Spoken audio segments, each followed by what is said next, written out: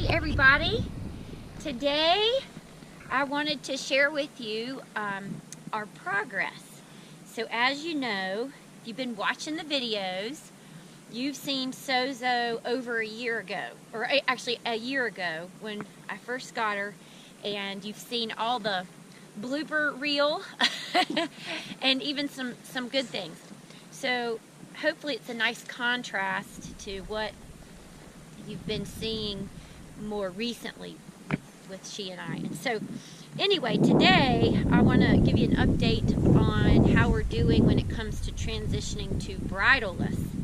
And so I'm going to demonstrate some things today where hopefully I'm just using my neck rein or very loosely using the reins. Every time I go to film, she has a lot of energy. So the days I'm not filming, she are the days I should be filming. But anyway, so today the message that has to do with this whole concept of bridleless riding, as I see it, when it comes to our relationship with the Lord, has a lot to do with how the Lord, when He gives us something to do and entrusts us to that,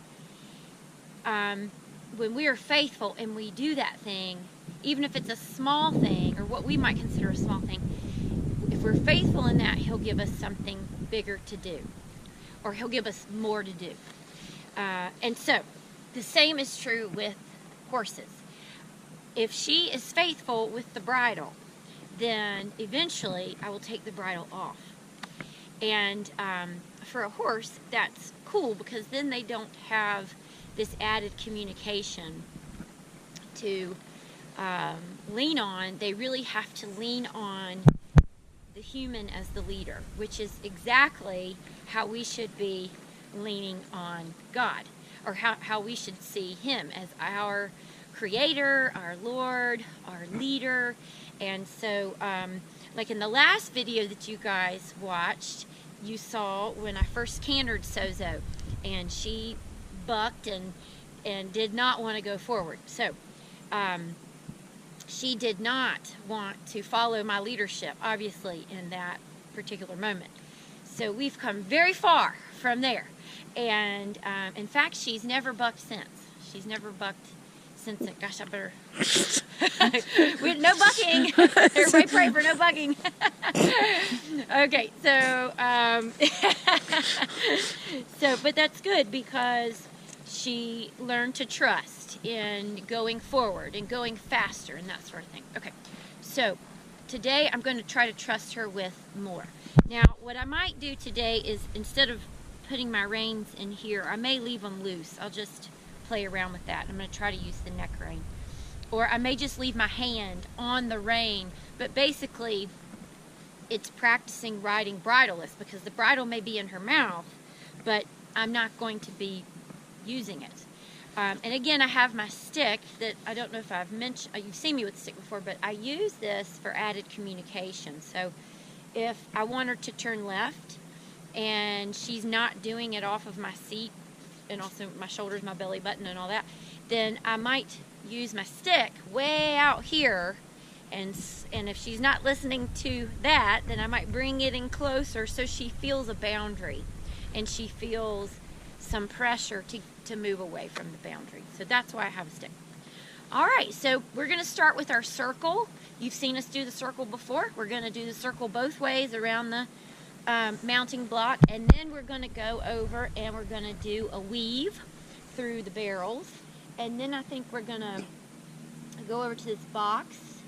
Well, it's some poles on the ground. You'll see them later, and we'll go over the poles. We might do some sideways. So we're going to practice a few things, and you guys are just going to watch. And certainly if you have any questions, you can always email me. Okay, so here we go. Miss Reagan's going to back up. She's getting good at backing up with the video camera. So I'm going to start out with a little bit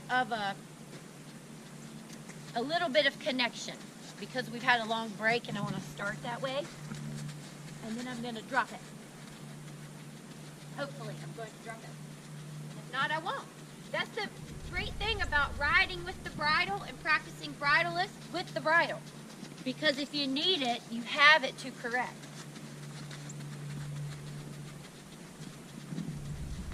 Just like the Lord, He's there to correct us when we need it. We don't need to look at correction as a bad thing. It's not a bad thing. It's guidance.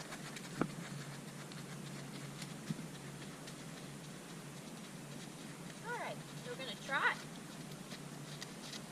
Oh, she's ready to do it. And I've loosened up my reins. So I'm not holding on to my reins. I mean, I am with one finger. 2 fingers.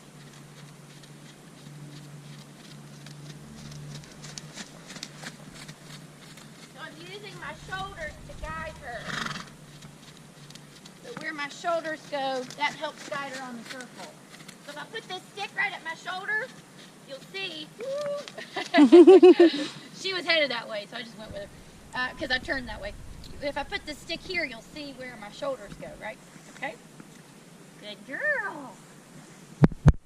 One of the patterns that I do with her is a bullseye pattern, which is what we just did for the most part. And so what that means is she circles around something, a center of a circle. The center is this mounting block. And after she stays on that circle trajectory for a while, or maybe just one circle if we're starting out without me using the reins, then I might turn her into it and we stop. So she sort of spirals down and hits the bullseye. But there's a progression for that. That's another topic. on when you quit, how you quit, when you quit, and all that. Okay, so now we're going to go the other way. Let's see if I can back. So we need to work on a snappier backup. She's a little bit like, do I have to back up? Do I have to?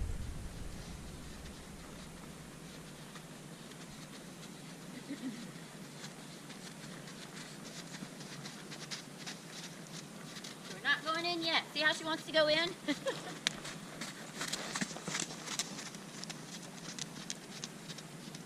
She said, I'm ready to stop. We haven't even gotten started. She's ready to stop. Good girl. Yeah. Now we'll stop. Good. So she figures out the pattern and what I'm asking with my body without me using the reins. So that's good. Okay, now we're going to go over to the barrels. We've only done this once, so that'll be interesting to see how she does. So there I use my reins to back her up because the first backup wasn't good. So I feel when something's not good, I go back to using the reins. Okay, we'll go over here. And even on the way over, I'll try not to use the reins.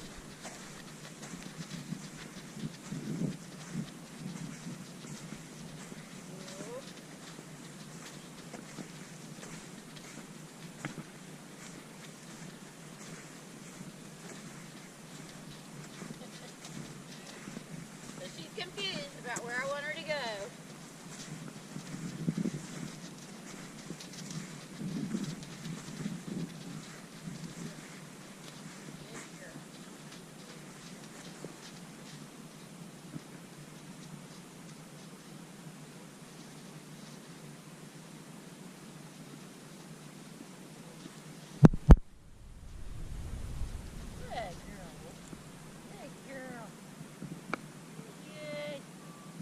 Again, I'm going to start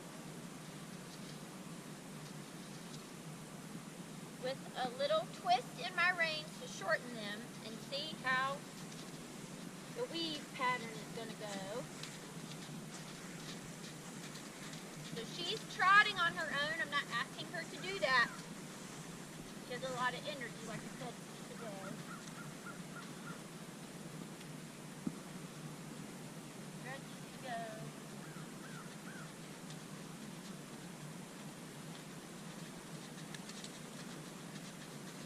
glad we've done this once. We have not done it on a loose rein. So if we do that today, it'll be the first time ever.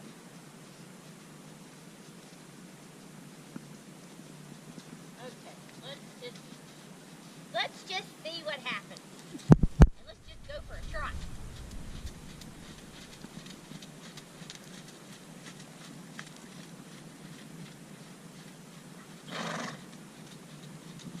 Good. Nice and relaxed. Good.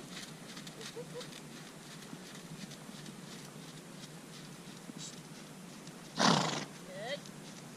Good.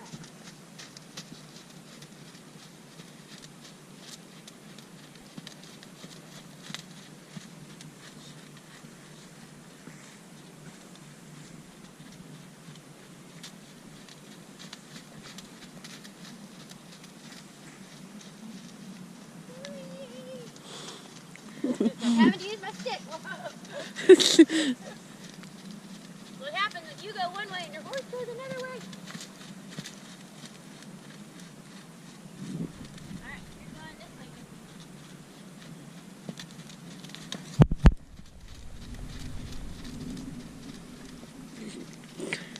way. You're gonna be Cannon. Let's get fast. We have a lot of things to work on once we get fast.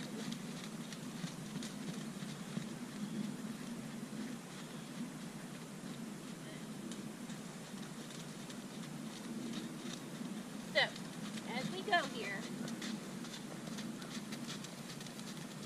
that was an experiment. Now I'm going to go back because she's getting too fast. She's not staying.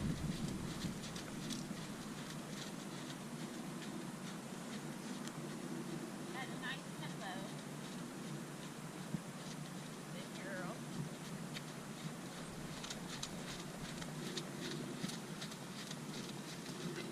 Right here's where she wants to get fast. Better. That was better. Right in the middle here. That's good.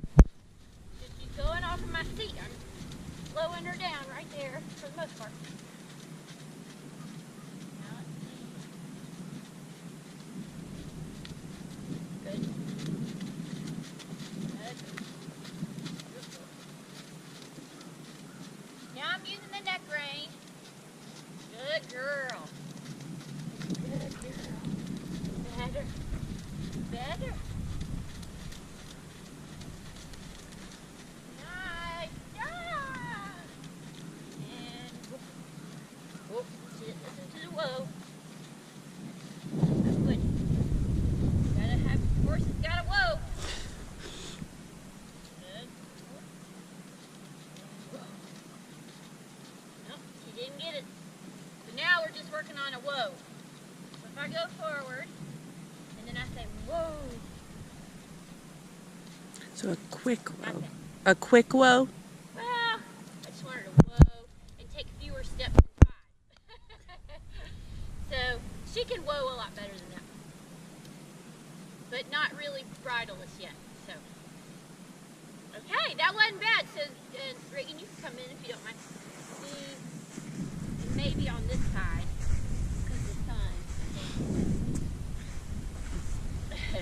So that got better. I felt like I could trust her with more towards the end. The main thing was, like we can do, she was running ahead of me on this weave. And we can run ahead of God. And then it gets chaotic. And it may not have seemed quite like that with you guys watching, but the feel of it was she was running ahead and I was having to give her more boundaries. And so what I ended up doing was going back and giving her more boundaries with the reins when I crossed them and held them like this, gave her a little more contact, and then I did the pattern again and slowed her down. So I wasn't as concerned anymore about trying to ride bridleless. I was concerned about, hey, if I ask you to slow down and not run ahead of me, will you do that? And I'm sure that the Lord feels that way a lot with us. And so when you're out with your horse and things like, this are happening and your horse is speeding up or going ahead of you or dragging behind, it can be frustrating, and I think that's a good lesson, or scary, depending. I think that's a good lesson for us to see how the Lord is so patient with us when we do those things. And so he must love us a lot to be that patient, because we are probably a lot less patient with our horses. Now we should be as patient with our horses as we are with the Lord. But part of our issue as horse trainers, and anybody that has a horse really could be considered a horse trainer of their horse, part of our issue is that sometimes we don't communicate clearly, and that's not true with God. God does communicate clearly. We just may have selective hearing. So, okay, now what we'll do is, for fun, let's go over to the poles here and see if she'll go sideways without me doing a whole lot. Okay, let's try that. Let me see if I can get her over there without using my rein. Okay, here we go. Here we go. Here we go.